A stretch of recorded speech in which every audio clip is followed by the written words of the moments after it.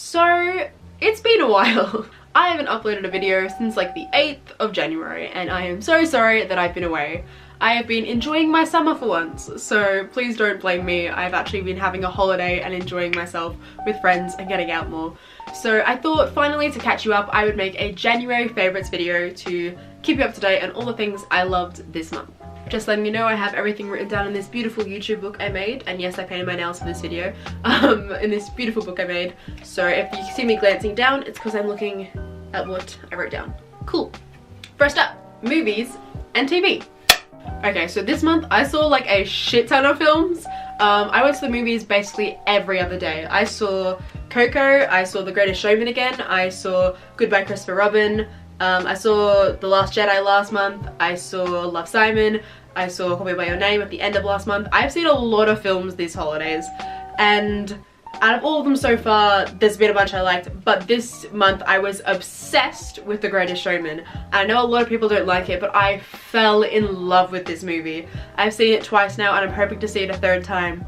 But I went and saw it on the 4th of January with a couple friends so they could experience what I experienced. And oh, it was even better the second time round. It's such a good movie. I saw it on Boxing Day with my mum last month, and the second song in, I just started crying. Just lost it a little bit. And then when This Is Me came on, I just bawled my eyes out. Like, it just hit me in all of my feelings. And so of course I went home and I learned the This Is Me dance. So I'm quite obsessed. Just a little bit obsessed with the movie, just a little bit. I love The Greatest Showman so much that I went out and bought this beautiful art and making of The Greatest Showman book. So inside there's like all like photos from behind the scenes and artwork from the movie, and basically it's just gorgeous. The entire thing is beautiful, and yeah, I fell in love with The Greatest Showman in January. I love it so much. So much. Next up in movies I loved was Paddington. I know Paddington came out like a couple years ago, but I hadn't seen it, so this is the first time I've seen it. And this is such a heartwarming film. Like, a couple minutes in, I was already getting tearful. It is so wholesome and lovely, and it's about a cute little bear whose family is like, he's grown up with his grandpa and his grandma, and they've just looked after him, and it's the cutest little bear in the world. You need to watch Paddington, and Paddington 2 comes out sometime soon in Australia, so if you get the chance, please go see it, because this is such a cute little film about a cute little bear. It's so cute! The other big obsession for film I've had this month is Love, Simon. Now, I went and saw this with a bunch of friends for the Penguin Teen Showcase, and that film is so funny. It's like ridiculously funny. It's made by the same people who made The Fault in Our Stars, and my friends are all just sat there watching this beautiful film, and it's like, it's tailored for queer people and the LGBT community, so when you watch it, it's just, oh, it's so wholesome and wonderful, and it's just the nicest film I've seen in a long time, where finally the gays get a happy ending for once. We get a happy ending. It's such a good film. And because of it, I became very obsessed and I went out and bought the book, so I will show you that in my book section of favourites. But Love, Simon was so wonderful and heartwarming and funny and just wholesome. It was such a good movie and I loved it so much. I fell in love with the soundtrack straight after. As soon as my friend Rachel and I left, we were like, we need to listen to the soundtrack. This is amazing. It's got Troye Sivan, the 1975 Bleachers. It's got all these people we love. Just go watch Love, Simon. Go watch it. Next up is TV and YouTube. So this month, literally at the end of this month, I started watching a TV show called The Fosters.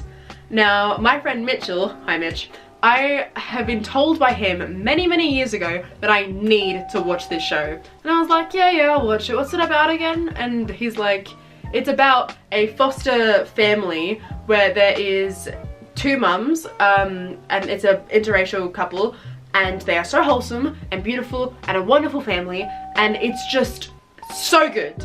If you are in the LGBT community, I would highly recommend it. If you're not in the LGBTQ+ community, I would highly recommend it. The Fosters is a great show, and I fell in love with it literally in the past couple days because it's so wonderful and shows such complex issues about the foster system in a really heartwarming and touching way, and it doesn't like strive away from like telling the real issues, but it also does it in a really beautiful way that shows that these are just families that really love one another. So go watch The Fosters, it's so good. Last thing I was obsessed with in film, TV and YouTube, this month I started watching the Off Topic podcast, which is a podcast by, did you say Rooster Teeth? Rooster Teeth, Let's Play Achievement Hunter? They have a whole bunch of people on there. I'd say like the Rooster Teeth Achievement Hunter Off Topic podcast.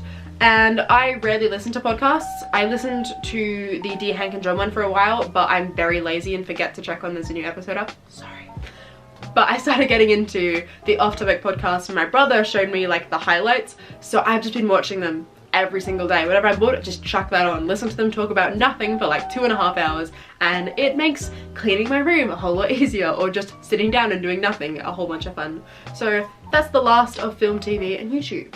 Moving on, next on the list, books. Since I was little, I haven't been into reading since it became a requirement for high school. So I want to get back into reading really desperately, and what better way than by reading 2 LGBT+ books that I really liked the movies of. So of course, after watching Love, Simon in cinemas, I went out and bought the beautiful Love, Simon book, which is actually called Simon vs. the Homo Sapiens Agenda by Becky Albertalli. And I haven't started reading this yet, but Natasha has, and she said that it was brilliant. I'm pretty sure Rachel's read it as well, those people I saw the film with. But I'm dying to read this book. Apparently it's got one of my characters is bisexual in it as well, so I'm all here for this bi content, as you can tell by my bi flag. Speaking of queer books and films and everything in my life is gay, I also bought Call Me By Your Name. I ordered this online a month ago and it finally arrived at the same day I bought Love, Simon. Ironic, I know.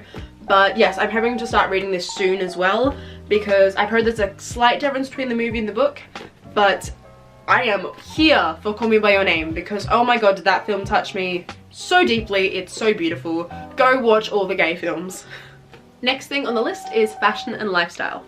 This month I have worn this skirt basically everywhere. If you are my friend and you've seen me this month and you haven't seen me in this skirt, I am amazed because I've worn it nearly every single day. Basically, it's just a black floral skirt with pink in the middle, and I've had this for like, I think 4 or 5 years. But I rarely wear skirts, but it has been really hot in Australia, particularly Melbourne. It has been like 40-degree days and 38, and I like wearing skirts because pants annoy me in summer. So I've been wearing that skirt non-stop every day with my boots and with these tops. I've been wearing this maroon kind of crop toppy top, yeah, sure. Yeah, with these stripes on the end that are like black and white to go with the maroon. So I've just been wearing this a whole bunch. I think, yeah, this one is from Valley Girl. I'm not sure how much it cost. I've had it for a while as well. But yeah, I was just been wearing this all month with my skirt. Along with my red crop top, I've also been wearing this beautiful Take Me to Neverland black crop top, which my darling best friend Erica bought for me from JJ's, I think. But I love Peter Pan, as you know, so this was the perfect gift. Yeah, I've been wearing this every day and that's been my basic outfit for all of January, with my black boots and my brown boots, which I've also had for years. One of my big fashion favorites for January has been this beautiful jacket from Levi's. This beautiful jacket says, "I have seen the future," and has a gorgeous rainbow down the side. And it's to go with Levi's big celebration around Mardi Gras in Sydney and the Pride March that was this month at the end of January. So basically me buying this $200 jacket goes towards an LGBT organisation or charity. So this has been one of my favourite things. I've worn this a couple times in January, but I got a small when I should have got an extra small, so it's a bit big for me, and I know it's supposed to be like oversized, but oversized also needs to kind of fit, so it's a little bit big, but I wouldn't trade it for anything. I absolutely adore this jacket and I'm so glad buying it went to a worthy cause. Music time! Music I've been loving this month has been Paramore's album After Laughter. Now this was one of my favourites for 2017, but I only probably started getting into it this month, where I just listened to that album non-stop because oh my god is it good. This whole album is like all of my feelings wrapped up in a beautiful packaged, beautifully mixed album. My favourite lyric of my favourite song off the album is from Fake Happy, where like the chorus goes,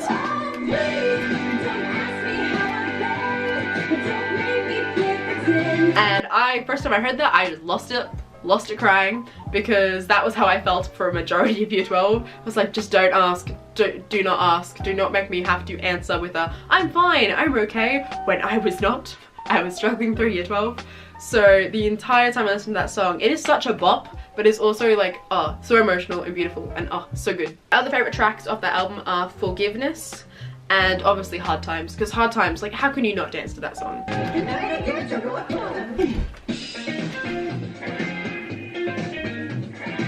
I don't know what category to put this under, so I guess I'll put it under the random. This month I've been obsessed with Duolingo, and if you didn't know, Duolingo is basically a language app where you can learn a language for free. And it's really great. Like, I've heard about it before and used it to learn Dutch like a couple years ago, but I was doing high school and dealing with all the stress that comes with ECE. So now that I'm out of it, I am learning French. Before today, I had a 10-day streak. But I was very, very busy yesterday and I lost my streak. I was on 10 days, gonna be 11, and now I'm back on streak 1. So I have to catch up again. But yes, I'm learning French and I'm really enjoying it, and yeah. I don't know what you title this section of favorites. I guess it'd be under experiences. But this month, one of my favorite experiences is having more experiences.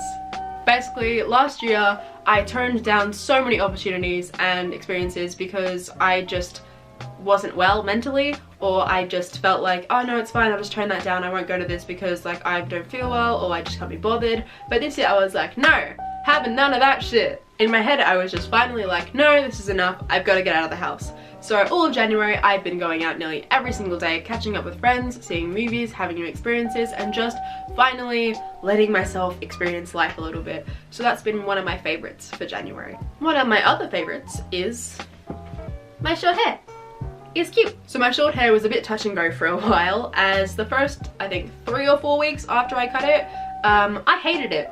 I hated it so much, so much, because I have had long hair for the majority of my life.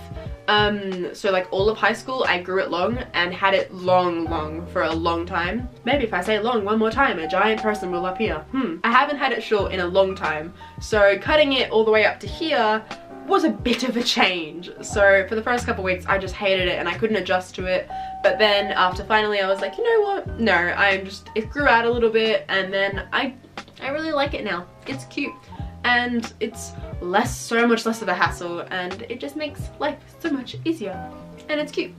And my final favourite for January is the LGBT community. This month I've been to Pride, I saw Call Me By Your Name at the end of last year, I went and saw Love, Simon with my friends, and basically this month I've just come to terms a lot more with my own identity and my sexuality, and I just finally feel like I am living my best life, and that I'm finally embracing who I am, and I don't have to hide who I am anymore. So hence the bi flag up in the back of this video. It feels so nice to finally just be able to embrace who I am and not have to hide it.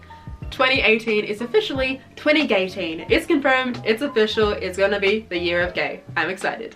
So that's my plan for this year, just to embrace my personality, my sexuality, and my identity, and all things gay and bi and everything LGBT. So I've had a great month just hanging out with friends, watching all the queer cinema, and just being able to be myself.